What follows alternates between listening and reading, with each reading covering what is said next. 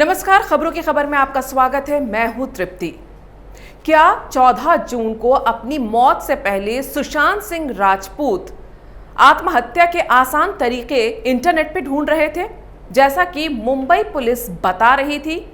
क्या वाकई में इंटरनेट से यही जानकारी मिली थी कि सुशांत सिंह राजपूत यही सब ढूंढ रहे थे? अपनी 7 दिन की जांच में सीबीआई लगातार खुलासे करती जा रही है और मैं आपको आगे बताऊंगी कि 7 दिन में क्या 7 बड़े खुलासे सीबीआई ने किए हैं।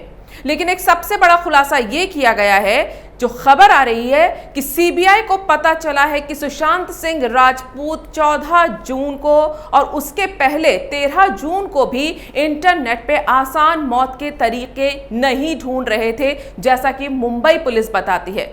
तो सुशांत सिंह राजपूत क्या ढूंढ रहे थे?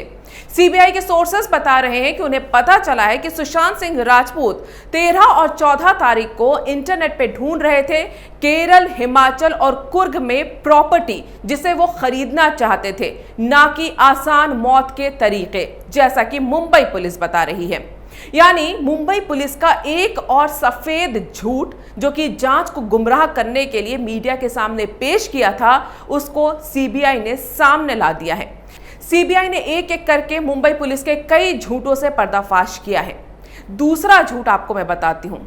सुशांत सिंह की मौत के बाद एक तस्वीर मीडिया में लगातार आ रही थी, कई लोगों के पास आई थी, उनके मौत के बाद उनकी बॉडी की तस्वीर, जिसमें गले के निशान देखकर लोगों ने सवाल उठाए थे कि ये सुशांत सिंह की मौत आत्महत्या नहीं है, ये हत्या हो सकती है। लेकिन क्या आप ये जानते हैं कि वो तस्वीर मॉर्फ्ड थी, यानी डॉक्टर तस्वीर थी, जिसे ग्राफिक्स के जरिए मॉर्फ करके मीडिया में और सोशल मीडिया में वायरल किया गया था। तो फिर असली तस्वीर कैसी थी? सुशांत सिंह के परिवार वालों की माने तो जो तस्वीर सुशांत सिंह के परिवार ने सीबीआई को दी है, वो उससे कहीं ज्यादा दर्दनाक है। जिस तरह की तस्वीर उन्होंने ली है, और ये तस्वीर सुशांत की बहन ने ली है, इसलिए इस पे शक भी नहीं जताया जा सकता, क्योंकि सुशांत सिंह राजपूत की बहन मीतू सिंह वहां पहुंची थी और उन्होंने अपने मोबाइल से सुशांत सिंह राजपूत की जो तस्वीर ली थी, उनकी बॉडी की जो तस्वीर ली थी, जब उनकी बॉडी को फंदे से नीचे उतारा गया था, उसमें जो निशान नजर आ रहे हैं, वो जो तस्वीरें वायरल हुई थी उनसे कहीं ज्यादा भयानक और दर्दनाक है। जो तस्वीरें सीबीआई को सुशांत के परिवार ने दी हैं, उसमें जो गले पे निशान है, उसके साथ कई तरह के चोट के निशान हैं, और वो इतने ज्यादा गहरे हैं जो साफ बयां करते हैं कि सुशांत सिंह राजपूत का गला घोंटा गया था, ना कि उन्होंने फांसी लगाई थी। सीबीआई इस पर जांच कर रही है और इस पर भी नजर रखे हुए है कि ये निशान बनाने वाले आखिर कौन थे। तीसरा बड़ा खुलासा, जब बात निकली है कि कौन लोग थे, तो जाहिर सी बात है उस वक्त घर में जो 4 लोग थे उन्हीं से पूछताछ होगी, और सबसे पहला शक भी उन्हीं पे होगा। सिद्धार्थ पिठानी, दीपेश सावंत, नीरज और केशव, जिनसे सीबीआई ने पहले दिन से ही पूछताछ शुरू कर दी थी, उनसे क्या उन्होंने निकलवाया जो मुंबई पुलिस उनसे नहीं उगलवा पाई? वो सच कि रिया के जाने के बाद अगले दिन ही सुशांत के घर पर रिया ने आईटी एक्सपर्ट्स भेजे थे। ये बात मुंबई पुलिस को या तो पता नहीं थी, या मुंबई पुलिस ने पता करने की कोशिश नहीं की, या फिर मुंबई पुलिस छुपा रही थी, जो सीबीआई सामने लेकर आई है। ये आईटी एक्सपर्ट रिया ने भेजे थे, ये कहा है सिद्धार्थ पिठानी और दीपेश सावंत ने, और इन्होंने आकर घर में जितना डिजिटल डेटा सुशांत के लैपटॉप, मोबाइल, जिसमें भी था, उसे डिस्ट्रॉय किया और 8 हार्ड डिस्क में लेकर चले गए। अब सीबीआई ये पता लगा रही है कि ये लोग कौन थे, क्यों आए थे, और उसमें ऐसा क्या था, वो डिजिटल डेटा क्या है, क्या वो सुशांत की मौत का कारण है? तो मुंबई पुलिस का एक ये झूठ भी सीबीआई ने खोला है। सीबीआई ने मुंबई पुलिस का एक और झूठ पकड़ा है। वो झूठ ये कि उसने सुशांत की मौत के बाद सुशांत के आसपास के लोगों के और सुशांत के मोबाइल फोन्स अच्छी तरह से चेक किए थे। अगर मुंबई पुलिस ने फोन्स अच्छे से चेक किए थे, तो फिर रिया की ड्रग्स चैट्स कैसे बाहर आई? अब रिया की वो चैट्स बाहर आई हैं जिसमें साफ समझ में आता है कि रिया अकेली ही नहीं, बल्कि सुशांत के घर में मौजूद रिया की पूरी टीम ड्रग्स लेने और ड्रग्स की खरीदने में इन्वॉल्व थी।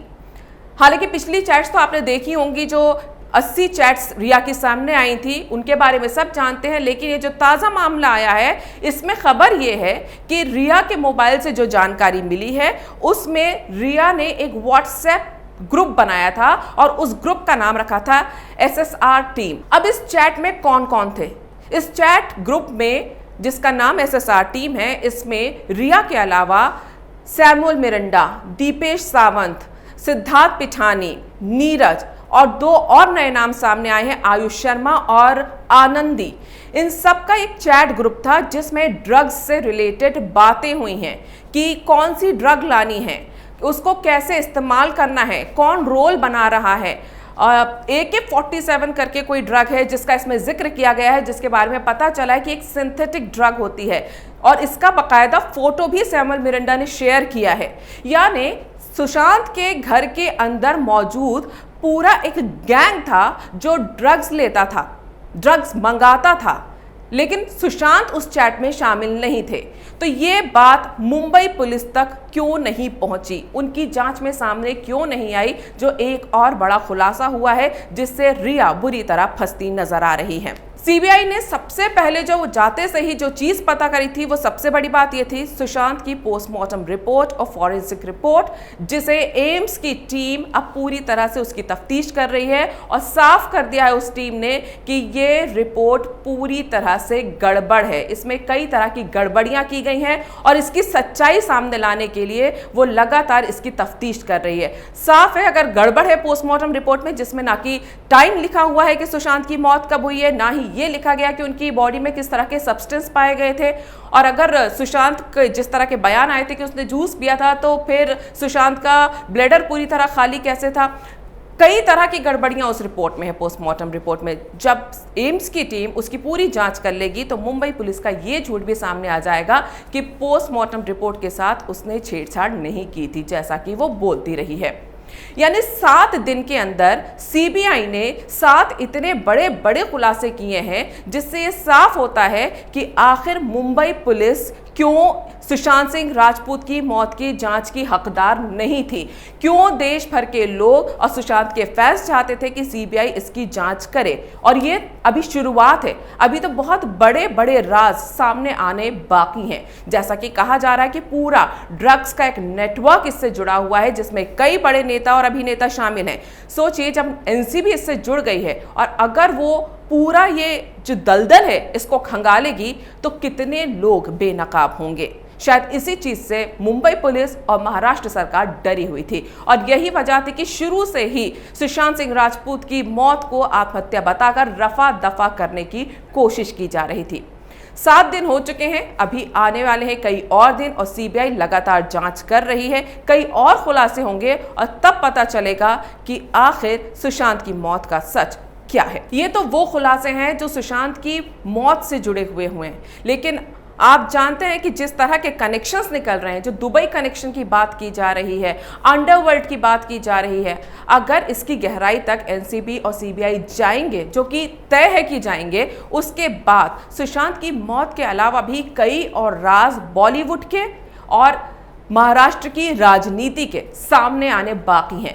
फिलहाल सुशांत सिंह राजपूत की जिस तरह से जांच सीबीआई कर रही है और एनसीबी कर रही है, वो साफ इशारा दे रही है कि एक हत्या के केस को आत्महत्या बताकर किस तरह से रफा दफा करने की कोशिश की गई थी। लेकिन जिस तरह से कहते हैं ना कि सत्य सामने आ ही जाता है, बस उसे लाने वाला चाहिए। इस वक्त उम्मीदें सीबीआई से यही है कि जिस तरह से वो जांच कर रही है और एनसीबी जिस तरह से पूरी तफ्तीश कर रही है, सुशांत की मौत का सच सामने आएगा और यकीन मानिए इसमें ड्रग्स से लेकर पैसे से लेकर और साजिशों से लेकर सब कुछ नजर आएगा और यह भी साफ होगा कि सुशांत इसमें कैसे फंसा और सबसे बड़ा कारण हत्या क्यों की गई, इसका जवाब अब लगता है बहुत जल्द मिलने वाला है। अगर आपको ये वीडियो पसंद आया तो इसे लाइक करें, शेयर करें और कैपिटल टीवी को सब्सक्राइब करें।